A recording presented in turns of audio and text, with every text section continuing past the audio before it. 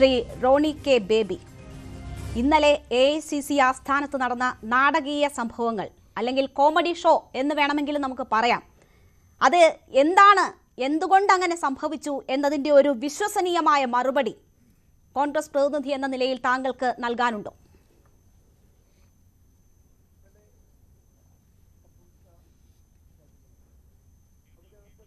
Shri Roni K Baby, unmute ചെയ്തിട്ട് സംസാരിക്കുമോ?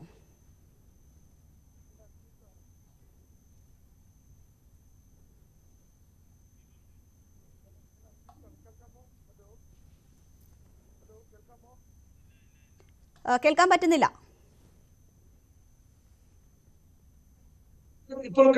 കേൾക്കാം, പറഞ്ഞോളൂ.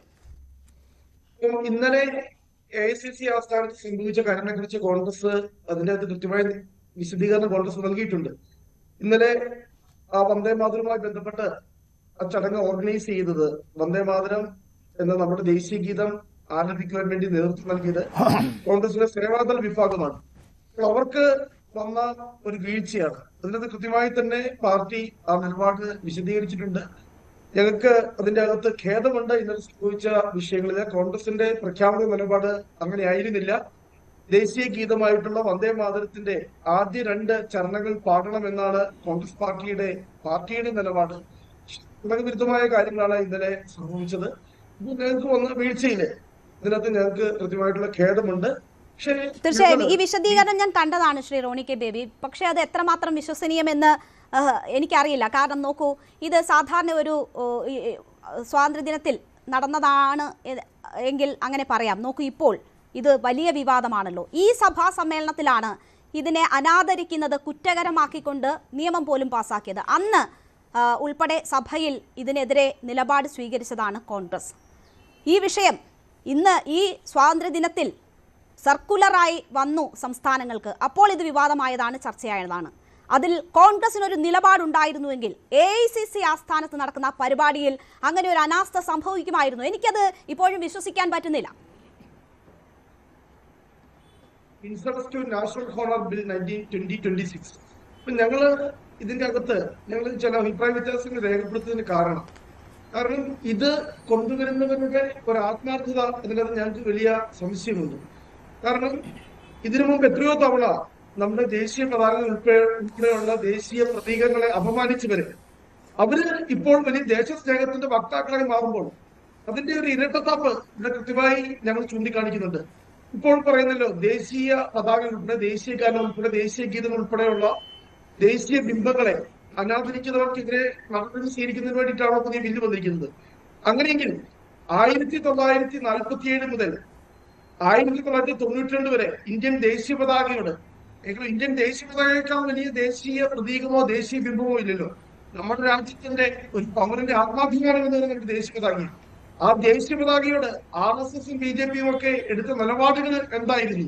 നമുക്ക് RSSന്റെയും BJPയുടെയും നിലപാടിലേക്ക് വരാം. ശ്രീ റോണി കെ ബേബി, നോക്കൂ, ഇവിടെ ഇപ്പോൾ ഈ വിഷയത്തിൽ കോൺഗ്രസിന് ഒരു നിലപാടുണ്ടോ? അതനുസരിച്ചാണോ കാര്യങ്ങൾ നടന്നത് എന്നതാണല്ലോ നമ്മൾ പരിശോധിക്കുന്നത്. AICC ആസ്ഥാനത്ത് അബദ്ധം സംഭവിച്ചതാണ് എന്ന് താങ്കൾ വിശദീകരിക്കുന്നു. അത് വിശ്വസനീയമല്ല എന്ന് ഞാൻ പറഞ്ഞു. അതിനുശേഷം ഉള്ള കാര്യങ്ങൾ നോക്കിയാൽ കോൺഗ്രസ് ഭരിക്കുന്ന മറ്റ് 3 സംസ്ഥാനങ്ങൾ, അവിടെ ഇത് ആലപിച്ചിട്ടുണ്ട്. ഒരു പരാതിയുമില്ല, അവിടെ ആലപിച്ചിട്ടുണ്ട്. വന്ദേ മാതരം എന്ന് പറയുന്നത് ഒരു പ്രാദേശിക വിഷയമല്ലല്ലോ. ദേശീയ തലത്തിൽ കോൺഗ്രസിനൊരു നിലപാടുണ്ടെങ്കിൽ കോൺഗ്രസ് ഭരിക്കുന്ന സംസ്ഥാനങ്ങളിൽ ആ നിലപാട് സ്വീകരിക്കേണ്ടതാണല്ലോ. അപ്പോൾ അവിടെ അത് ഉണ്ടാകുന്നില്ല. കേരളത്തിൽ മാത്രമാണ് ആലപിക്കാതിരുന്നത്. അപ്പോൾ എന്താണ് ഈ വിഷയത്തിലെ കോൺഗ്രസ് നിലപാട്? കേന്ദ്ര ഗവൺമെന്റിന്റെ നിർദ്ദേശപ്രകാരം ഈ ദേശീയ ഗീതം ആലപിക്കുവാണെങ്കിൽ അത് അതിന്റെ ഫുൾ കോണ്ടെക്സ്റ്റില് ആലപിക്കണം.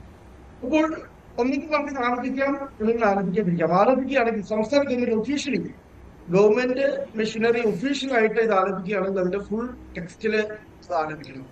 അപ്പോൾ നമ്മുടെ സംസ്ഥാനത്ത് കേരള സർക്കാർ ആലപിക്കണ്ട എന്ന് തീരുമാനിച്ചു.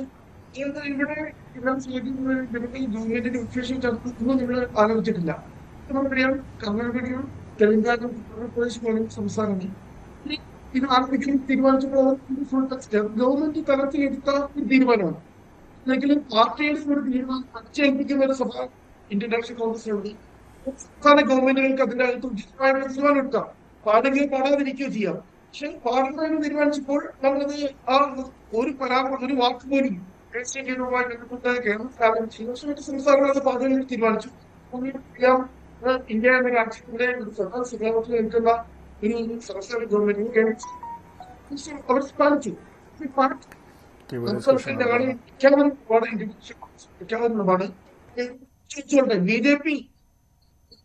എന്തോ ക്ലാരിറ്റി കുറവുണ്ട് ശ്രീ റോണി കെ ബേബി. താങ്കൾ പറയുന്നത് വളരെ വ്യക്തമായി കേൾക്കാൻ പറ്റുന്നില്ല, ഇടയ്ക്കിടയ്ക്ക് വിട്ടുപോകുന്നുണ്ട്. അത് ശരിയാക്കിയതിനു ശേഷം ഞാൻ താങ്കളിലേക്ക് വരാമെന്ന് കരുതുന്നു. എന്തായാലും ഈ വിഷയവുമായി ബന്ധപ്പെട്ട് ദേശീയ തലത്തിൽ ഒരു നിലപാടുണ്ടെങ്കിലും അത് സംസ്ഥാന തലത്തിലേക്ക് അടിച്ചേൽപ്പിക്കുന്ന ഒരു സമീപനമില്ല എന്ന് താങ്കൾ പറഞ്ഞു എന്നതാണ് എനിക്ക് മനസ്സിലായത്. ഞാൻ താങ്കളിലേക്ക് വരാം. ശ്രീ എ സമ്പത്ത്, ഇന്ന് എ റഹീം ഉൾപ്പെടെ ചൂണ്ടിക്കാട്ടിയത് ഇടതുപക്ഷം ഇവിടെ നിലപാട് കടുപ്പിക്കുന്നത് കൊണ്ടാണ് കേരളത്തിൽ ഒഴിവാക്കിയത്, അല്ലായിരുന്നുവെങ്കിൽ ഇവിടെയും ആലപിക്കുമായിരുന്നു എന്നതാണ്. ഈ വിഷയത്തിൽ ഇപ്പോൾ റോണി കെ ബേബി പറഞ്ഞതും താങ്കൾ കേട്ടിട്ടുണ്ട്. ഒരടിച്ചേൽപ്പിക്കുന്ന സമീപനം കോൺഗ്രസ് ദേശീയ നേതൃത്വത്തിനില്ല എന്നതാണ് സൂചിപ്പിക്കുന്നത്.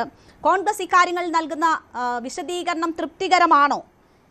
ഇതിൽ പ്രാദേശികമായി അല്ലെങ്കിൽ ഓരോ സംസ്ഥാനങ്ങളുടെയും രീതികൾക്കനുസരിച്ച് വ്യത്യസ്ത നിലപാട് സ്വീകരിക്കാൻ പറ്റുന്ന ഒരു വിഷയമാണോ വന്ദേമാതരവുമായി ബന്ധപ്പെട്ടുള്ളത്? എന്താണ് തോന്നുന്നത്?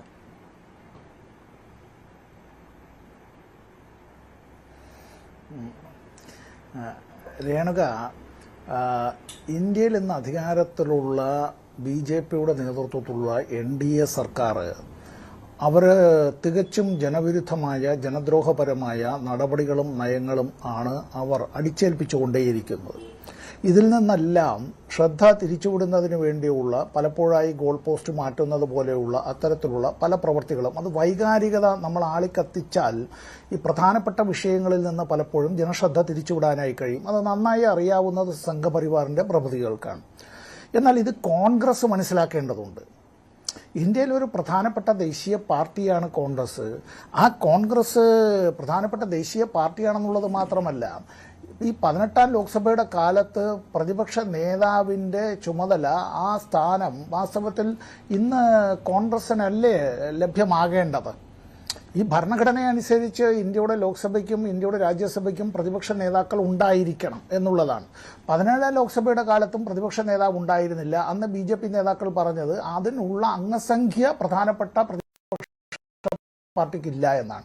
ഇപ്പോഴും ഉണ്ട് എങ്കിലും ഇത് ഭരണഘടനാ വിരുദ്ധമായിട്ടുള്ളൊരു കാര്യം ഇത്തരത്തിൽ BJP നടത്തിക്കൊണ്ടിരിക്കുന്നു. കോൺഗ്രസ് ഇക്കാര്യങ്ങളിൽ BJPയുടെ ഒരു ബി ടീമായി അത്തരത്തിൽ പല കാര്യങ്ങളിലും വളരെ ഒരു മൃദു ഹിന്ദുത്വ സമീപനം കൈക്കൊള്ളുന്നത് നടാടെയൊന്നുമല്ല. ഇപ്പം നമ്മളിത് ഈ ദേശീയ ഗീതം ശരി, വന്ദേമാതരം, അതിൻ്റെ എല്ലാ സ്റ്റാൻസയും പാടിത്തീരണമെങ്കിൽ 3 മിനിറ്റും ഏതാനും സെക്കൻഡുകളും വേണം. നാഷണൽ ആന്തം നമ്മൾ ജനഗണമന പാടുകയാണെങ്കിൽ 52 സെക്കൻഡ് കൊണ്ട് അതിൻ്റെ ഫുൾ ടെക്സ്റ്റ് പാടി. കൂടുതൽ വാർത്തകൾക്ക് News 18 Keralam YouTube channel subscribe ചെയ്യുക.